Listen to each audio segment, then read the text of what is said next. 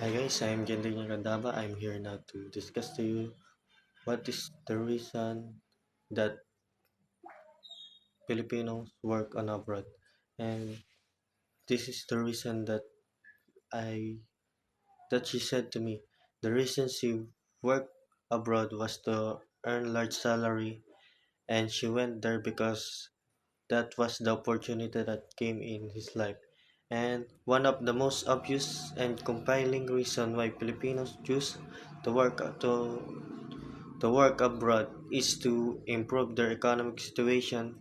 Many Filipinos face challenges such as low wage, poor economic condition, and high unemployment rates in our own country. And that's all. Thank you. And I'm gonna show you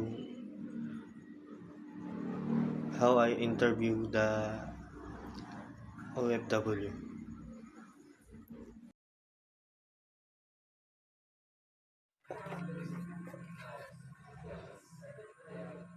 Hello guys, here right now I'm gonna interview the OFW.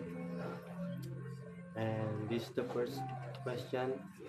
What pushed you to have the willingness to move overseas to take the job? Um, Nagpunta ako sa ibang bansa dahil unang-una ang main reason ay makatulong sa aking pamilya, sa magulang, sa anak ko. Tapos at isa pa doon ay gusto ko ding maka-experience kung anong meron sa ibang bansa katulad ng kanilang mga culture, kung paano sila mag magsuot ng kanilang mga damit at saka yung mga salita para meron din akong matutunan kahit papaano. At ang isa din doon ay para ma-experience ang paglipad papunta sa ibang bansa. And that's gonna help me to go to another um, another chapter of my life. And the second is what challenge came into your life when you were work in overseas? Ang challenges, kung ano-ano ang mga challenges, ito ay katulad ng unang-una ang challenges, pakikisalamuha sa ibang kapwa katrabahador. Yung ibang lahi, like Pakistani, Indiana.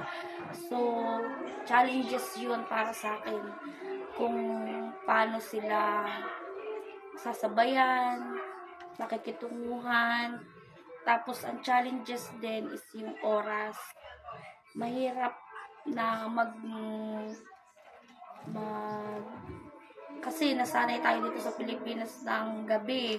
Sa kanila kasi gabi hanggang madaling araw gising pa sila. So napakahirap ng challenges sa amin bilang OFW. Kumbaga itutulog na hindi pa kasi kailangan pa naming mag-imis, magbantay, ganyan. So yun yung pinakamahirap ng challenges. At saka yung hindi ka makalabas, wala kang karapatan. So, kailangan mo lang sa bahay, mag-isa, maglinis, lahat gawain mo. Yun lang. Yun yung mga challenges na napakahirap. At saka yung pagkain na hindi natin kinakain. So, kailangan mong matuto kung paano yung kainin. Ayun. And what success did you achieve when you were abroad? Success. What is success? Well, ito ay yung every month nakakatulong ako sa magulang ko, nakakapagpadala ako sa anak ko, naiibigay ko ang kanyang gusto, nakakapag-ipon ako para sa future niya. Yun yung mga napaka-importanteng success. Kumbaga, meron lang mga bagay na success din naman katulad ng natuto ako kung paano kumain ng ganitong pagkain, nalaman ko kung paano yung kanilang pananamit, tapos yung kung paano sila halimbawa sa mga music, kung ano ang mga music nila, ganun. Parang nalaman ko yung culture nila dun sa ibang bansa. Yun. What is the emotional aspect of living in a foreign country? The emotion that I feel when I'm in foreign country is homesick, sad, sometimes happy, but homesick talaga yun yung pinakamahirap na pinagdadaan ng isang OFW. Dahil iniisip mo yung mga gawain mo, dapat na ito yung ginagawa mo ngayon, ito yung kasama mo ngayon, kasama mo sila, ganon.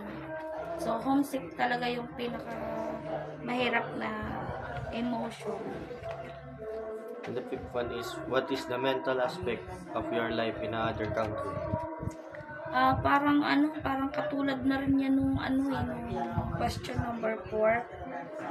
So, ganun lang din, homesick, nalulungkot, sometimes nalulungkot, naiyak mag-isa, na wala namang dahilan, bigla na lang lumuluha ang iyong mata. One time, namamalansya lang ako, naluha na lang ako. Parang naiisip ko yung anak ko, yung nanay ko, pamilya ko. Yun yung mga experience ko nung ako nasa ibang bansa. The last one is, how was your physical condition in abroad? Well, my physical before, nung pumunta ako, mataba ako. Siyempre, araw-araw gumagawa ka dun, dapat malakas ka. Hindi naman ako nagkakasakit nun. Kumbaga nagkasakit lang ako noong una dahil sa weather. Kumbaga nangangapa pa yung bago kong katawan. So, pero nung nagtagal-tagal naman na, naging malakas na ulit ako. Tapos, ayun, gawain araw-araw, 2 years, yun at yun pa rin ang ginagawa. Tapos, nung pagbalik ko ng Pilipinas, wala na, payat na ako. Nag-lose ako ng weight. So, yun. Thank you. Maraming salamat po. Thank you.